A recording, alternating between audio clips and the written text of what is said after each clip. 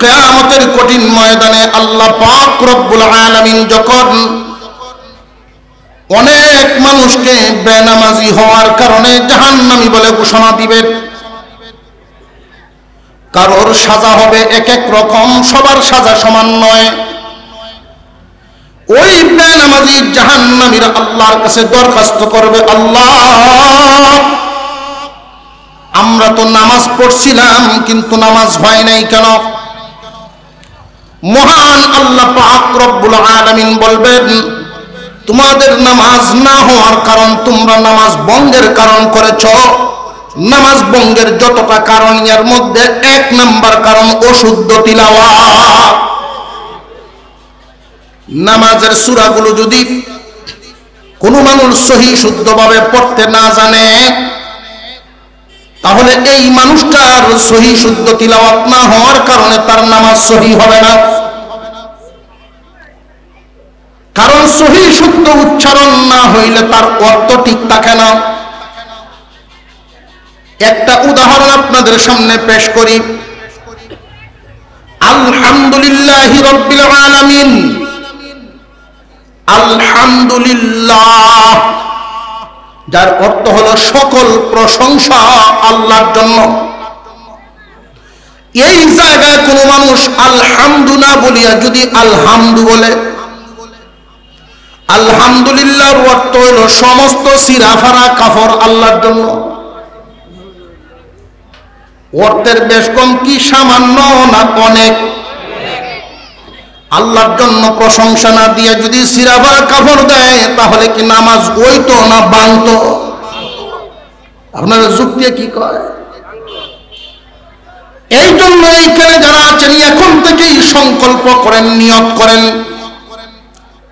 আমরা আমাদের সন্তানদেরকে যে কোনো লাইনে পড়াশোনা করাই কোনো বাধা নাই, কিন্তু প্রথমে নুরানিতে 3 বছরের কোর্স যদি পড়ায়া না নেন তাহলে বাচ্চার চিরস্থায়ী ভবিষ্যতের ক্ষতি করে দিলেন। ক্ষণস্থায়ী ভবিষ্যৎ আপনি গড়ে দিতে পারবেন, ব্যবসা শিখাইলেন, ডাক্তার বানাইলেন, ইঞ্জিনিয়ার বানাইলেন, কিন্তু এই সন্তানকে আপনি নুরানি 3 বছর না পড়ানোর কারণে এই সন্তানটা ওযু কেমনে করা লাগে, কোন কারণে ওযু ভাঙে, গোসল কেমনে করা লাগে, কখন গোসল ফরজ হয়, এই যে প্রাথমিক বিষয়গুলো, প্রাথমিক মাসআলাগুলো, এইগুলো না জানার কারণে, কোরআন তিলাওয়াত না শিখার কারণে এই বাচ্চার নামাজ হয় নাই, ওযু গোসল হয় নাই। জীবন যাপন করলো, বাড়িঘর সব কিছু করলো, দুনিয়া কামাইলো, কিন্তু আখিরাত কি কামাইলো? জিরো। আপনার সন্তানের ভবিষ্যৎ আপনি গড়ে দিতে পারেন নাই।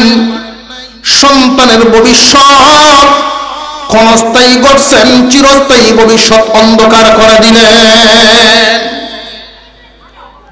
আমার কথাটা যদি এখন আপনাদের বুঝে এসে থাকে তাহলে আপনারা উত্তর দিবেন, কারোর সন্তান যদি থাকে 3 জন, মক্তবে ফরানি, নুরানিতে ফরানি লাগবে কয়জন? কারো সন্তান যদি থাকে 5 জন, নুরানিতে ফরানি লাগবে কয়জন? কথাটা বুঝে আসছে কিনা? এই কথাটা বুঝাই দেওয়াই আমার উদ্দেশ্য। এই ব্যবস্থাটা করার প্রয়োজন ছিল, দরকার ছিল সরকারের। 90% মুসলমানের দেশে মুসলমানদের ট্যাক্সে সরকার চলে। এই মুসলমানদের ট্যাক্সে সরকার চলে, তার উচিত ছিল এই দেশে একটা সিদ্ধান্ত গ্রহণ করা, প্রাইমারি স্কুলতে আলেম উলামা হাফেজ কারি নিয়োগ দেওয়া। এতে করে সিলেবাসটা এমনভাবে করার প্রয়োজন ছিল, সমন্বয় করে, যাতে একটা বাচ্চা ক্লাস 5 পর্যন্ত পড়ার আগেই ইহকাল পরকাল উভয় জাহান গড়ার শিক্ষা তার হয়ে যায়। প্রাইমারি পর্যন্ত যদি সিলেবাস থাকতো 30 পারা কোরআন সহি শুদ্ধভাবে পড়ানো শিখানো হয়ে যেত, মাসআলা মাসাইল থাকতো, মুসলমানদের সন্তানরা ভিন্ন কোনো জায়গায় পড়াশোনা অর্জন করার জন্য এই পাবলিক কষ্ট করে নিজেদের অর্থ দিয়া, নিজেরা চাঁদা দিয়া, নিজেদের জায়গা জমি দিয়ে এই সমস্ত মাদ্রাসা আলাদাভাবে আর নুরানি বিভাগ করা লাগতো না। যেহেতু সরকার করে না, এইগুলো মুসলমানরা নিজেদের দিন ইসলাম টিকায় রাখার জন্য, ইসলাম শিখার জন্য এই সমস্ত মাদ্রাসাগুলো টিকিয়ে রাখতে হয়। সরকার নিজেরা আমাদের সিলেবাস, ইসলামিক সিলেবাস ঢুকাইব তো দূরের কথা, বরং যা আসিন তা বাদ করে এখন রামায়ণ ঢুকায়। কথা বুঝে আসতেছে আপনাদের? চক্রান্ত শুরু হয়ে গেছে, সাংঘাতিক চক্রান্ত। আইন পাশ হয়ে গেছে, প্রাইমারি শিক্ষা বাধ্যতামূলক হয়ে গেছে। ক্লাস 5-এ কোনো পরীক্ষা হবে না, পরীক্ষা প্রাইমারি পরীক্ষা হবে 8-এ। একটা বাচ্চা 5 বছরের সময় যদি স্কুলে ভর্তি হয় আর 8 পর্যন্ত পড়ে, তার বয়স হবে 8 বছর। বাধ্যতামূলক করা হয়েছে এই পর্যন্ত শিক্ষা। যদি না পড়ান, পুলিশ আপনার বাড়িতে যাবে, কারণ যেহেতু সরকারি আইন মানতে হবে দেশে থাকলে। একটা বাচ্চাকে 8 বছর যদি স্কুলে পড়ান, তার বয়স 13 হয়, এই বাচ্চাকে এনে হিফজখানায় আর পড়াতে পারবেন না, বয়স থাকবে না। বর্তমানে সারা বিশ্বে এই দেশের মানুষ একটা বিষয় গর্ব করতে পারে, সারা বিশ্বের মুখে কুরআনুল কারীমের হাফেজগণের প্রতিযোগিতায় বাংলাদেশ মুখ উজ্জ্বল করে আসে। কোন না কোনো একটা প্রতিযোগিতায় অংশগ্রহণ করেই তারা 1, 2, 3-এর ভিতরে সিরিয়াল নিয়ে আসে। বিশ্বের মধ্যে বাংলাদেশ চ্যাম্পিয়ন। যারা এই বাংলাদেশের নাম কুরআনুল কারীমের মাধ্যমে সারা বিশ্বের বুকে উজ্জ্বল করে রাখছে, সেই হিফজখানাগুলোর উপরে বিশাল একটা ষড়যন্ত্র করা হয়ে গেছে। আল্লাহ যেন আমাদেরকে হেফাজত করেন, বলুন আমিন। সমস্ত মুসলমান ভাই যারা আছেন এখানে, আমাদেরকে পড়াশোনা করানোর ক্ষেত্রে বুঝে শুনে সিদ্ধান্ত নেবেন। আপনার বাচ্চাকে আপনি একমুখী পড়াশোনা করাইলেন, তাকে ঠকায় দিলেন। সে ডাক্তার হোক, কোরআন শিখলো না, সে অন্ধই রয়ে গেল, কারণ সে মুসলমান। যে পরে শিখবে, অসম্ভব, হবেই না। পরে শিখার মধ্যে যদি রেখে দেন, আপনাকে আপনার বাবা এইভাবেই রাখছে,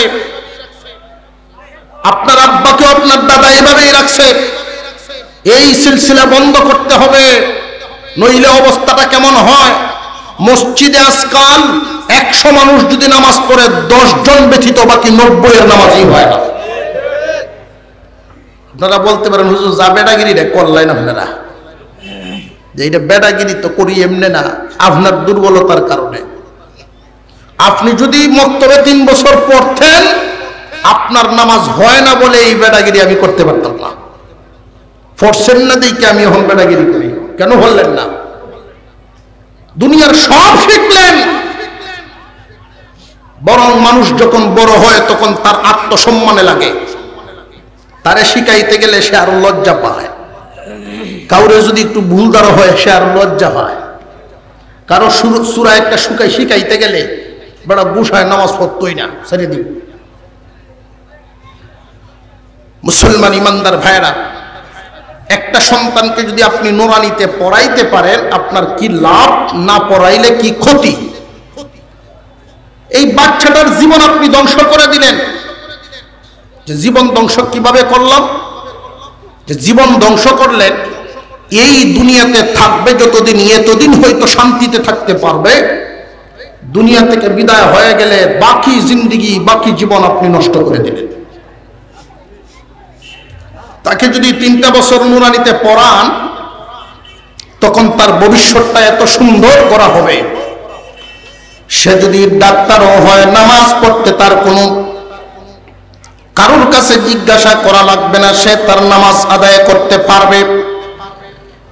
সে যদি ইঞ্জিনিয়ারও হয়ে যায়, মাদ্রাসা বা স্কুলের টিচারও হয়ে যায়, 3টা বছর নুরানিতে পড়ার কারণে তার এই পরিমাণ যোগ্যতা হাসিল হয়ে যায়। ওযু কেমনে করা লাগবে, গোসল কেমনে পড়া লাগবে, পাক পবিত্র কেমনে হাসিল করা লাগবে, এতটুকুন প্রশিক্ষণ যখন তার হয়ে যায়, এই মানুষটা তার আব্বার জানাজা কেমনে পড়া লাগবে, একজন মুর্দা মানুষকে কেমনে গোসল দেওয়া লাগবে, এই প্রশিক্ষণ প্র্যাকটিক্যাল নুরানিতে শিক্ষকগণ দিয়া থাকে। একটা বাচ্চাকে যদি নুরানিতে পড়ায়া এই বাচ্চাটাকে পরবর্তীতে আপনি স্কুল লাইনে পড়ায়া ডাক্তার বানান, ইঞ্জিনিয়ার বানান, অসুবিধা নাই।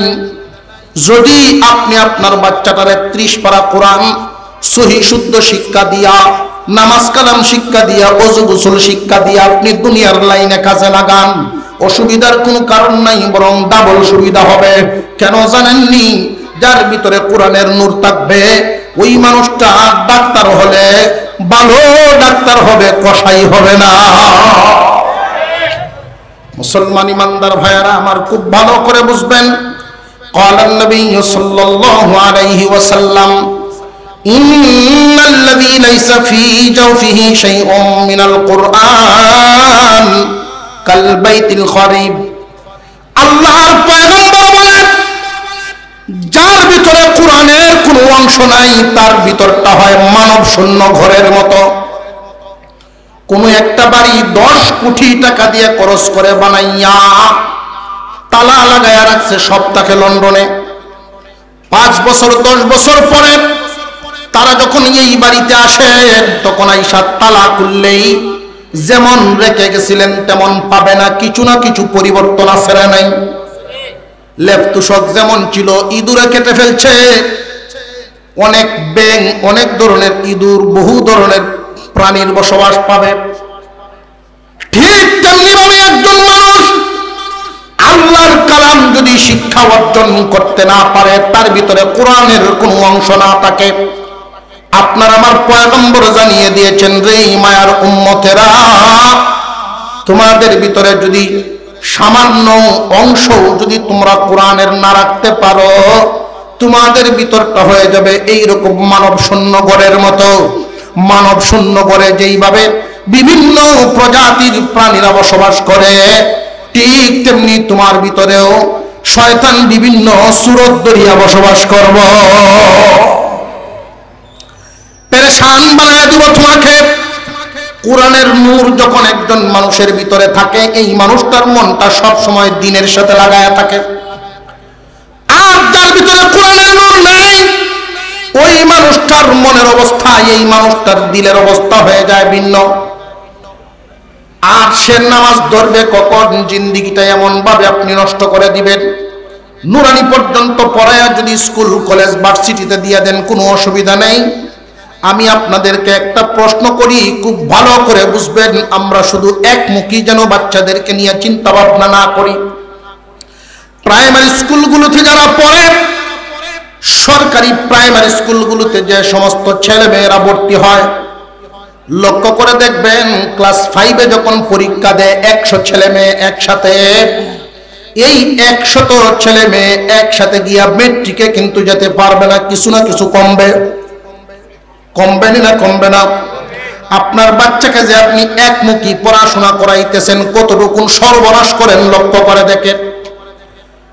চিন্তাটাই হলো এরকম যে দুনিয়া শিক্ষক আগে, মাদ্রাসায় কেন পড়াবো, মাদ্রাসায় না পড়ানোর কারণে কি পরিমাণ ক্ষতি হয় একটু লক্ষ্য করেন। প্রাইমারিতে 100 ছেলে মেয়ে যখন পরীক্ষা দেয়, ওরা মেট্রিকে কিন্তু 100 থাকে না, 20 জন কমপক্ষে কমে। বেশি তো বেশি 80, এর বেশি যাবে না।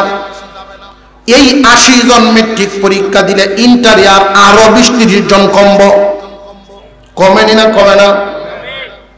এইভাবে কমতে কমতে যখন শেষ পর্যন্ত গিয়া ফাইনালে যায়, ডিগ্রি পাস করতে যায়, ওইখানে গিয়া 100-র মধ্যে 10 জন টিকে কিনা সন্দেহ।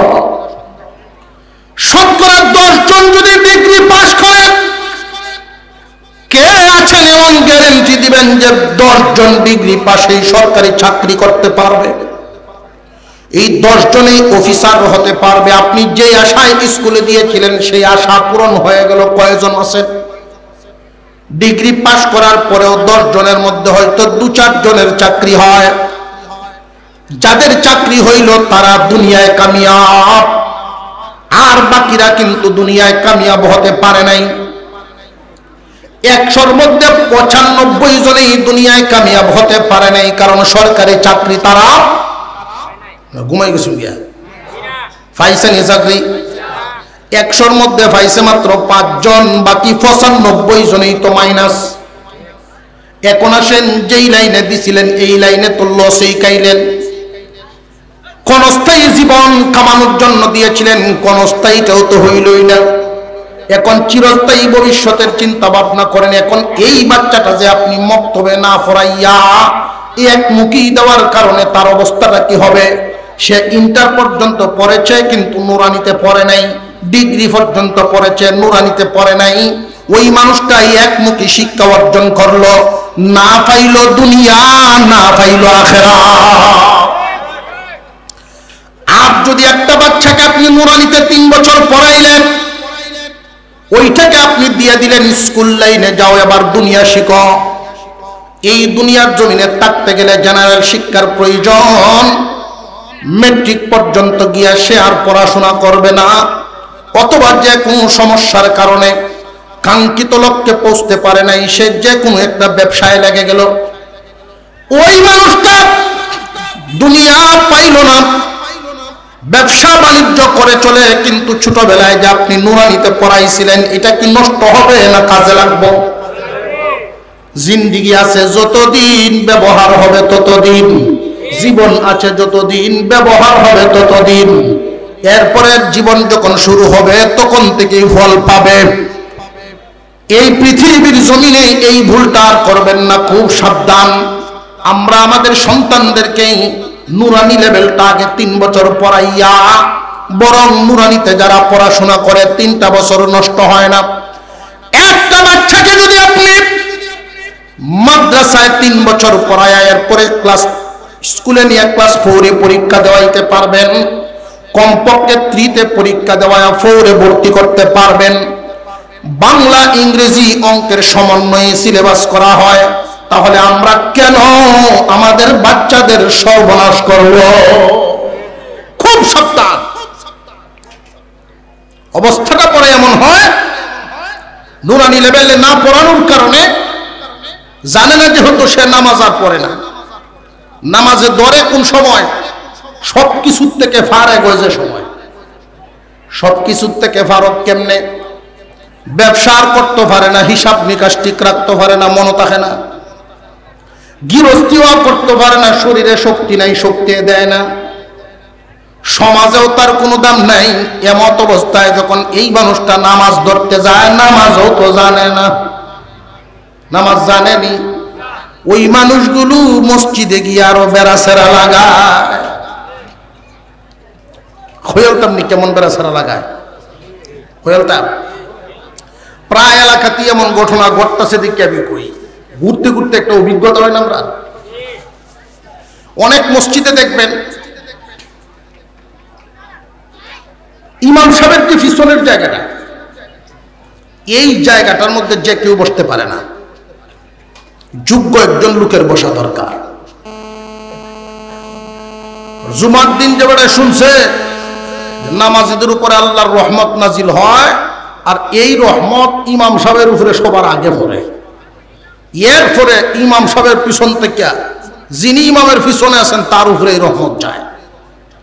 এই সংবাদ পায়া এই জায়গা বেড়া খুব চিন্তা ভাবনা করতেছে, এই জায়গাটা তো দখল করুন রাখবো, রহমত পাইতো। মসজিদে দেখা গেছে যত বড় হুজুরি এই জায়গা ছাড়ে না, অথচ উচিত ইমামের পিছনের জায়গায় এমন একজন ব্যক্তি বসা, ইমাম সাহেবের যদি নামাজে কোনো সমস্যা হয় বাকি নামাজটুকু যেন উনি শেষ করে দিতে পারে, এরকম যোগ্য সম্পন্ন একজন লোক বসা চাই।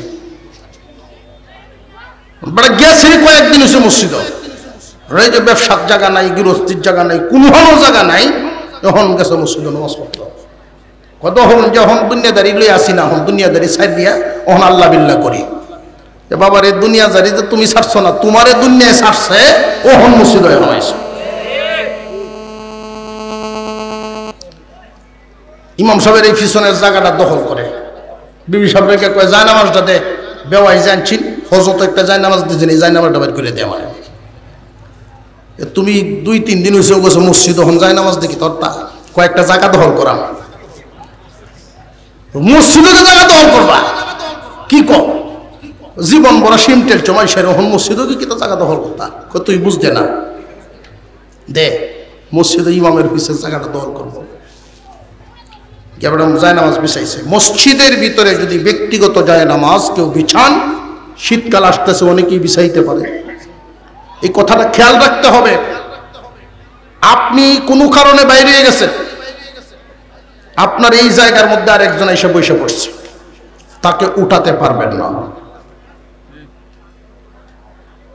কথা বুঝে আসতেছে? এটা না জানার কারণে যখন কেউ এবার জায়গা বই ওরে আয় কয়েক না দেখো না বিছাই তুই দেখো না, তুমি তুললে দেয়। একদিন ইমামের নামাজও ফেস লাগিয়ে বসে, 2 রেখাত যাইতে ইমাম সাহেবের তো সমস্যা হইতেই পারে, মানুষ তো উনি পিছনে হাত বাড়ায় যারে পাইছে হেরে তো ধরছে, সামনের দিকে টানছে, বাকি নামাজটা শেষ করে দেওয়া লেখিয়া, মানে ইমাম সাহেব সামনে টানে আর মুসল্লি ভিজে টানে, 2-3 টান হয়েছে এরকম। নামাজের নিয়ত ছাইয়া কয় আপনি আমার এখানে টানুন, আমি তো জানি না কিস্তা, জানেন না তো দাঁড়াইছিলেন কেন? সব মুসল্লি নিয়ত চাইয়ে দিছে, কি সর্বনষ্ট করছে। এনো আইসলেন কেন? আইসলাম তো রহমতের আশা, এরকম গজব আইব আমি তো জানি না। জেনে রাখা ভালো, এই জায়গায় যেমন তেমন লোক বসতে নেই। মসজিদের মুয়াজ্জিন যিনি থাকেন উনি ইমামের পিছনে দাঁড়াবেন, আপনি গিয়ে রহমত হওয়ার আশায় জায়গা দখল করে বয়ে থাকবেন। মুয়াজ্জিন সব তো ডরায় ওরা কিস্তা করে না, কারণ 7 ফুটের বাপ, এলাকাত পাওয়ার গোষ্ঠীও খুব বড়, আর আমরা চাকরি তো সামান্য একটু ঠেলা মারলে চাকরি জায়গা, বিবি চাললেও তো 3 কথা লাগে 3 বার, আর আমরা একতলাহি পরিষ্কার, যদি কয় যান তাই শেষ। বাচ্চাদেরকে যদি আপনারা নুরানি পর্যন্ত পড়ায়া দিতে পারেন, লাভটা কি হবে? মুসলমান ইমানদার ভাইয়েরা আমার, একটা বাচ্চাকে যদি আপনি নুরানি পর্যন্ত পড়ায়া দেন, 30 পারা কোরআন সহি শুদ্ধভাবে শিখে ফেলবে। সে যদি ব্যবসায়ী হয় অসুবিধা নাই, দুনিয়া কামাইলো, হালাল পথে দুনিয়া কামানো না জায়েজ না জায়েজ, দুনিয়া কামাইলো কিন্তু আখিরাত শিখায়া দিলেন আপনি, মুসলমান তারে বানায়া দিলেন। কিয়ামতের কঠিন ময়দানে সে যদি নামাজ না পড়িয়া আল্লাহর সামনে ধরা পড়ে, আপনাকে দায়ী করতে পারবে না, আর আপনি যদি না পড়ান তাহলে কিন্তু আপনাকে সে দায়ী করতে পারবে। হাসরের মাঠে একদল মানুষ যখন আল্লাহর সামনে দাঁড়াবে, আল্লাহ পাক রব্বুল আলামিন তাদেরকে জাহান্নামী বলে ঘোষণা করবেন। ওই মানুষগুলো তখন বলতে থাকবে, আল্লাহ এনে দাও আমাদের আব্বা আম্মাকে, কারণ আমরা আমাদের ভবিষ্যৎ সম্পর্কে এতটা বুঝতাম না, আমাদেরকে যেদিকে নিয়েছে আমরা সেই দিকে গিয়েছি। যদি আমার আব্বা আম্মা ছোটবেলায় আমাকে নামাজটুকু শিক্ষা দিতেন, কোরআন শিক্ষা দিতেন, তাহলে আজকে নামাজ পড়ার পরেও নামাজ হয় নাই, এই অবস্থা হইতো না। নামাজ পড়েছি কিন্তু নামাজ হয় না। আপনারা বলতে পারেন হুজুর পড়ি তো হইতো না কেন লাগি? যে নামাজ না হওয়ার যত কারণ, 1 নাম্বার কারণ ভুল পড়া। আপনি যদি মনে করেন যে আপনার তিলাওয়াত সহি আছে, তাহলে হবে না কেন? আমি না কইলে হইব। আর যদি আপনার তিলাওয়াত সহি না হয়, আমি বললেও আপনারটা কবুল হবে না। নামাজ সহি হওয়ার জন্য তিলাওয়াত সহি হওয়া জরুরি। এখন যদি মনে করেন যে যেহেতু তিলাওয়াত সহি করে পারি না, তে আর গুসায় নামাজ পড়তামই না, আপনি যদি গুসায় নামাজ ছেড়ে দেন, ক্ষতি কি আল্লাহর হইব না আপনার হইব? নিজের ক্ষতি নিজে করলেন, জিন্দেগি তো নষ্টই করে দিলেন, হারায় ফেললেন। একটা রাস্তা আছে এখনো চালু বয়স্কদের জন্য, দাওয়াতে তাবলীগ। চলতে থাকেন, শিখতে থাকেন। এই পৃথিবীর জমিনে লক্ষ্য করা যায় 5 শতক 10 শতক জায়গা যদি কেউ কিনে, তার জায়গাটার কাগজ কি ঠিকঠাক আছে কিনা যে জানে তার নিয়ে কাগজপত্র দেখায়, ভাই দেখিয়ে দিন আমার কাগজগুলো ঠিক আছে কিনা। নিজে যদি বুঝে না, বুঝে লোকরে দেখায় নি না, দেখায় না। মুসলমান ইমানদার ভাইরা আমার, যেই নামাজের বিনিময়ে আল্লাহ পাক আমাদেরকে জান্নাত দিবেন, ওই নামাজটা কি সঠিক না বেঠিক, নামাজ কি সহি হইল না সহি হইল না, এটা যাচাই করার দরকার আছে না নাই? যারা জানে এদেরকে জিজ্ঞাসা করবেন, ভাই একটু দেখো, জীবন তো নষ্ট করেই দিছি, আমি যেই সূরাগুলো পড়ি, আমি যেই দোয়াগুলো পড়ি, এটি কি হয় কিনা হয় না, যদি ভুল থাকে তাহলে এই ভুলটা আমার একটু দয়া দাও। এইরকম মনোভাব নিয়ে জান্নাওয়ালাদের কাছ থেকে একটু একটু করে শিখবেন। যদি না শিখেন, জীবন অন্ধকার, হাসরের মাঠে খাঙ্গালের মতো আল্লাহর সামনে দাঁড়াইতে হবে। মুসলমান ইমানদার ভাইরা, আপনারা আপনাদের সন্তানদেরকে এই ভুলটার থেকে বাঁচাবেন। ছেলে হোক আর মেয়ে হোক, 3টা বছর আগে নুরানিতে পড়াইবেন। যদি আপনার বাচ্চা থাকে 5 জন, মনে করেন যে একজনকে আপনি আলেম বানাবেন, বাকি 4 জনকে আপনি দুনিয়াবি শিক্ষায় শিক্ষিত করবেন, অসুবিধার কারণ নাই। 5 জনের মধ্যে একজনকে বড় আলেম বানান, বাকি 4 জনকে আপনি দুনিয়া শিক্ষা দেন, অসুবিধা নাই। কিন্তু প্রথমে নুরানিতে 5 জনকেই ভর্তি করতে হবে, নুরানি শিক্ষা 5 জনকেই দিতে হবে। 3 বছরের কোর্স শেষ হওয়ার পরে বাকি 4 জনকে আপনি স্কুল লাইনে নিয়ে যান, একজনকে আপনি বড় আলেম বানায় নেন। যদি আপনি আলেম বানাতে পারেন, এইখানে যারা আছেন কেউ যদি কোনো কোরআনের হাফেজের আব্বা থাকেন, তাহলে আপনার জন্য একটা সুসংবাদ আছে।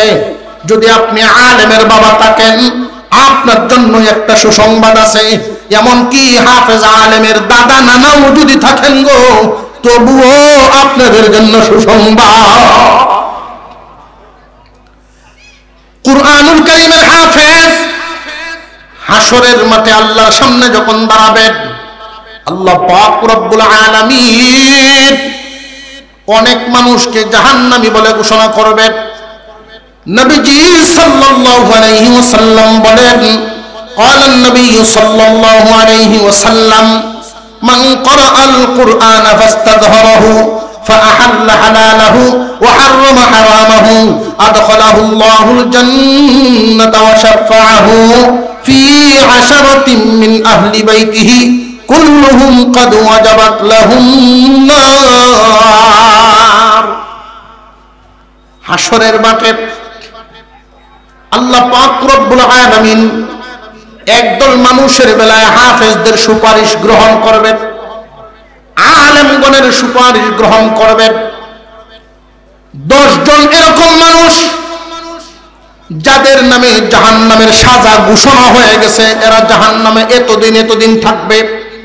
কোন হাফেজ যখন কারোর পক্ষে সুপারিশ করবেন, আল্লাহ পাক রব্বুল আলামিন সাজাপ্রাপ্ত আসামি 10 জনকে মাফ করে দিবেন। আপনার ছেলেকে শুধু একমুখী শিক্ষা দিবেন, ভুল করবেন সাংঘাতিক ভুল।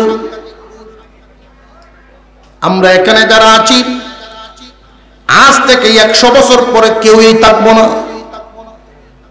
এইখানে যারা আছি 100 বছর পরে কেউ থাকবো না।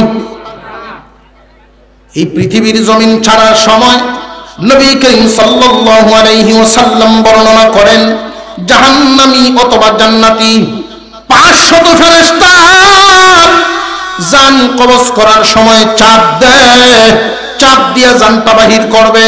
সখরাত যখন আরম্ভ হয়, প্রত্যেকটা মানুষ আল্লাহর দরবারে দরখাস্ত করতে থাকে, বা যারা চাপ দেয় এদেরকে ডাক দিয়ে বলতে থাকে, তোমরা কারা গো, আমাকে এইভাবে চাপ দিয়ে ধরলাম, মেহেরবানি করে আমার চাপটা একটু কমায় দাও। প্রয়োজনে এই বাদাকাট অঞ্চলের মধ্যে আমার যত সম্পদ আছে সব নিয়ে যাও, তবু হালকা করে দাও।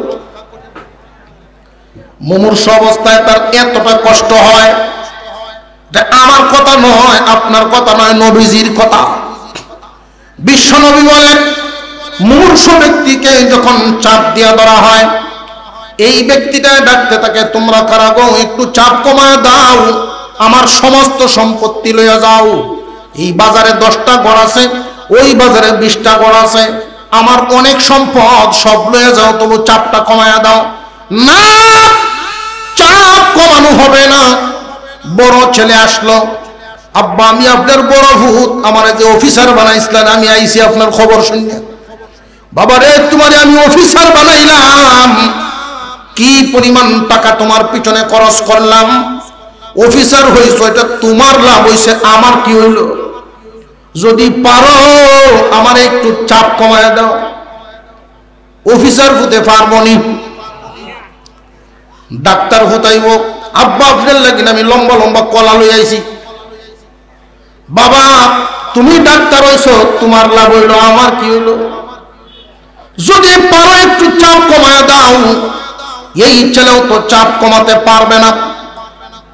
ফেরেশতাদের এই চাপ কেউ কমাতে পারবে না। এমনি আরেকটা ছেলে যে ব্যবসা করে, এই ছেলেটা নুরানিতে পড়ছিল 3 বছর, সহি শুদ্ধভাবে আল্লাহর কালাম পড়তে জানে। এরপরে আর স্কুলে গিয়ে মেট্রিক পর্যন্ত হয়ে আর পড়াশোনা করে নাই, অফিসারও হইতে পারে নাই, নামাজ পড়ে আর ব্যবসা করে, কোরআন তিলাওয়াত জানে। এই ছেলেটা দৌড়ায় আল্লাহর কালাম কুরআনুল কারীম নিয়ে বাবার কাছে বসছে।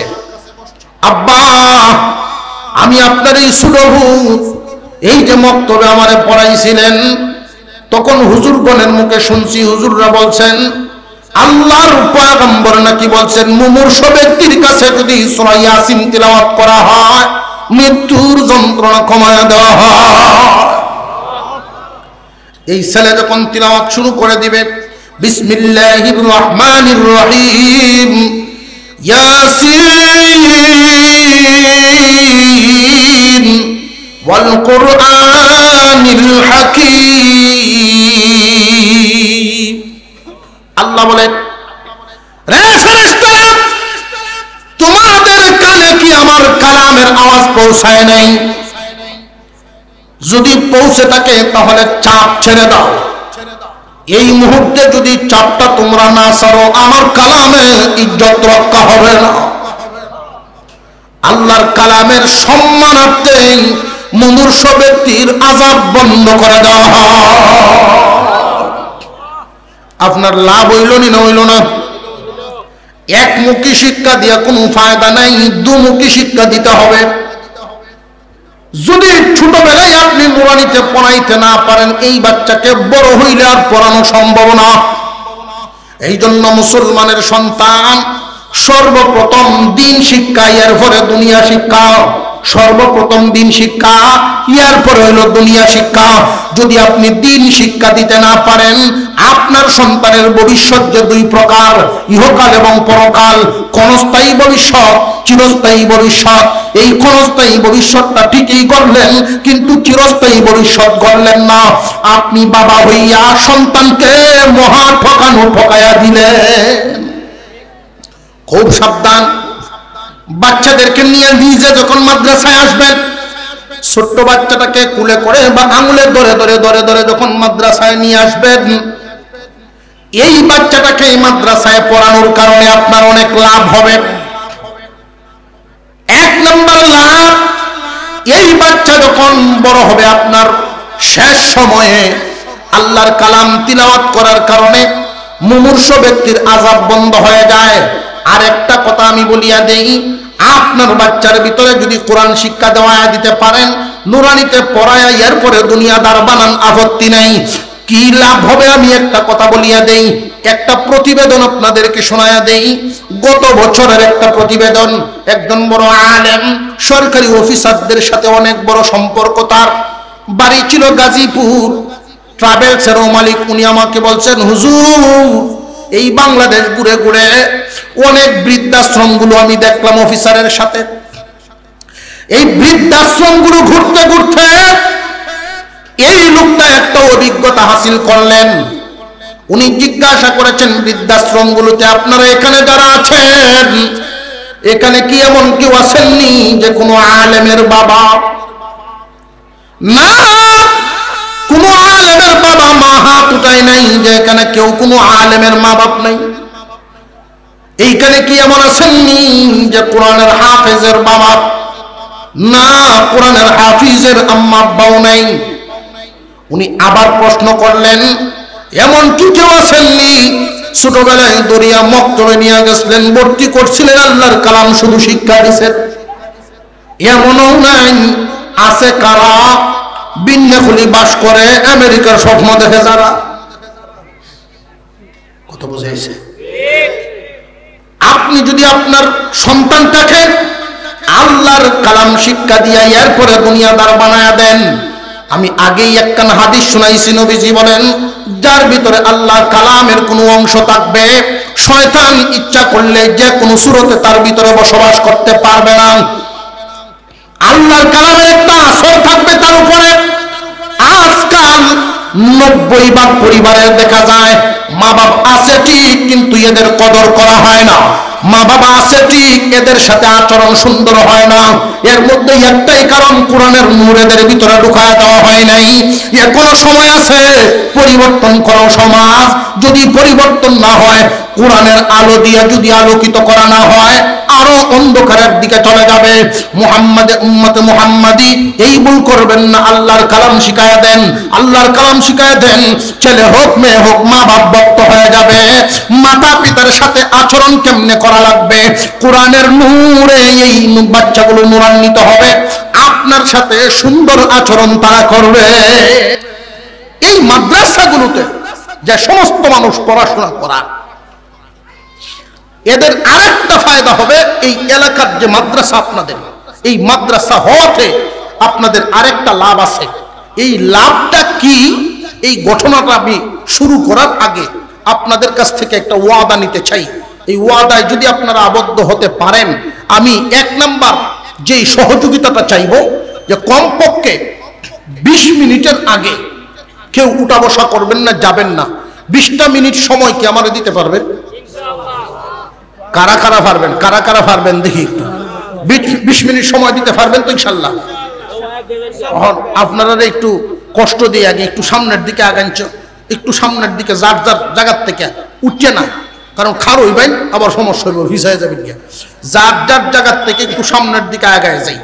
নবীজি বলছেন এবং আল্লাহ কোরআনে বলছেন, কোরআনের আয়াত, কেউ যদি দ্বীনি মজলিসে আরেক ভাইকে বসার একটু জায়গা করে দেয়, আল্লাহ তাকে জান্নাতের জায়গা প্রশস্ত করে দিবেন। আমরা একটু সামনের দিকে আসি।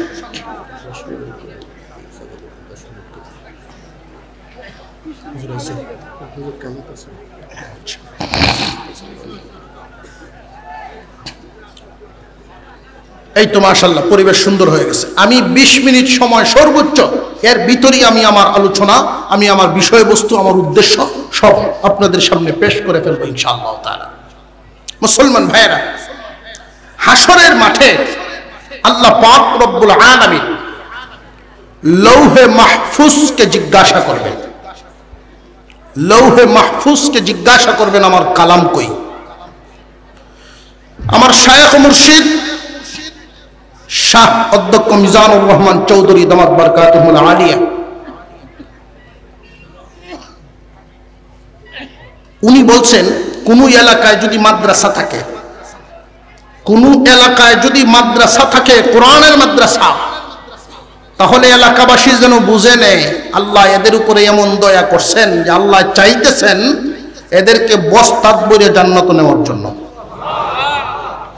বস্তাত কি দান ভরার সময় সব টিপে টিপে বরণ যায় না, দানে সুসাও কিছু যায়। বস্তাত ভরার অর্থ হইল সব বলা দে বলি আল্লাহ জান্নাত নিত। এই কারণে আল্লাহ এলাকায় মাদ্রাসা করা। কেমনে হইব এটা? এই কেমনে যে হইব, এই ঘটনাটা আপনাদেরকে শোনানো। হাশরের মাঠের একটা চিত্র। হাশরের মাঠে আল্লাহ পাক রব্বুল আলামিন লৌহে মাহফুজকে জিজ্ঞাসা করবেন, আমার কালাম কই? লৌহে মাহফুজ বলবে, আপনার কালাম আমার কাছ থেকে আপনার জিব্রাইল নিয়ে গেছে। জিব্রাইল আলাইহিস সালামকে আল্লাহ জিজ্ঞাসা করবেন, আমার কালাম কই? আপনার কালাম আপনার হাবিবের কাছে দিয়ে আসছি। ও হাবিব আমার কালাম কই? আল্লাহ আল্লাহর হাবিব বলবেন আমার উম্মতের জিম্মাদারিতে দিয়ে আসছি, তারা হেফাজত করবে। আল্লাহ পাক রব্বুল আলামিন উম্মতকে জিজ্ঞাসা করতে চাইবেন, বিশ্বনবী আল্লাহর কাছে দরখাস্ত করবেন, আল্লাহ আমার উম্মতকে জিজ্ঞাসা না করিয়া আপনার কালামকেই জিজ্ঞাসা করেন। আর একটু জোরে করেন না সুবহান। আপনার কালামকেই জিজ্ঞাসা করেন, আপনার কালামের হেফাজত আমার উম্মত কি পরিমাণ করছে। কিয়ামতের কঠিন ময়দানে আল্লাহর কালামকে আল্লাহ পাক ডাক দিবেন, আল্লাহর সামনে আল্লাহর কালাম হাজির হবে। এই দুনিয়ার জমিনে উকিল যেভাবে জজের সাথে জেরা করেন, এইভাবে আল্লাহর কালাম আল্লাহর সাথে কথা বলা শুরু করে দেবে। আল্লাহর কালাম বলতে থাকবে, আল্লাহ আপনার হাবিবের উম্মত আমাকে হেফাজত করার জন্য এক একজন এক এক ভাবে অনেক কুরবানি দিছে। একদল মানুষ আমাকে হেফাজত করছে মুখস্থ করার মাধ্যমে, তাদের সিনার ভিতরে আমাকে ধারণ করে ফেলছে। যদি কোনো চক্রান্ত করিয়া বিশ্ববাসী সমস্ত বেদিনরা মিলিয়া তামাম দুনিয়ার সমস্ত লাইব্রেরিগুলো জ্বালায়া দেয়, তবু কুরআনুল কারীমদের হাফেজদের সিনার ভিতরে আল্লাহর কালাম হেফাজত আছে না? না। মহান মাওলাই কারীম হাফেজ কোরআনদের বেলায় এই ঘোষণা শোনার পরে হাফিজদের নিজেদেরকে তো মাফ করবেনই, কোরআনের হাফেজদের একটা মর্যাদাও ঘোষণা করবেন।